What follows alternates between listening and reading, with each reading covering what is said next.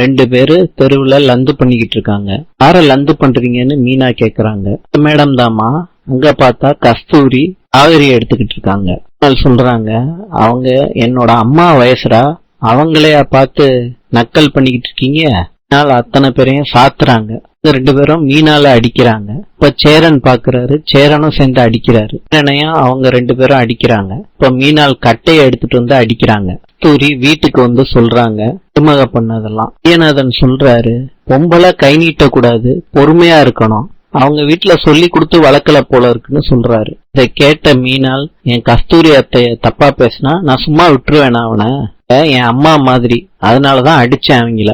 சொல்றாங்க, இதெல்லாம் உன் நல்லதுக்காண்டிதான் மீனால் பேசிக்கிட்டு இருக்கோம். எனக்கே கோவம் வந்துச்சுப்பா. அதெல்லாம் சரிதான்டா.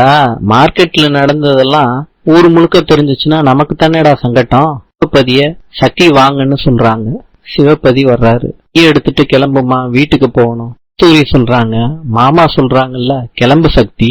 இருமா, நான் மீனாவை சொன்னேன், உன்னை வர சொன்னா நீ வரணும் கிட்ட. மீனால் சொல்றாங்க, எங்க அப்பா சொல்லி நான் எதையும் மறுத்ததே கிடையாது, நான் வீட்டுக்கு போவா. அத்தாச்சிக்கு பிரச்சனைன்னு நம்ம வாழ்க்கைய விட்டுற மாட்டீங்கல்ல, அப்பா ஏன் பிரிச்சு கூட்டிட்டு போறான்னு எனக்கு ஒண்ணுமே புரியலத்தான்.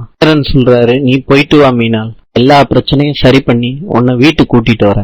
கண்டிப்பா கூட்டிட்டு வந்துடணும் அத்தான். சரிம்மா. மீனால் எல்லார்கிட்டையும் சொல்லிக்கிறாங்க. சொல்றாங்க மீனால் கிட்ட, இங்க போன்னு யாரும் சொல்லல, நீ எடுக்கிற முடிவுதான், நீ என்ன நினைக்கிறியோ அதையே செய். மீனா, எவ்வளவு நேரம் நிக்கிறது, சீக்கிரத்துல வண்டியில ஏறு. விட்டேன்பா. நாளை பார்க்கலாம். இன்று பிரான்சின் நாணயம் யூரோ. நாளை சந்திப்போம்.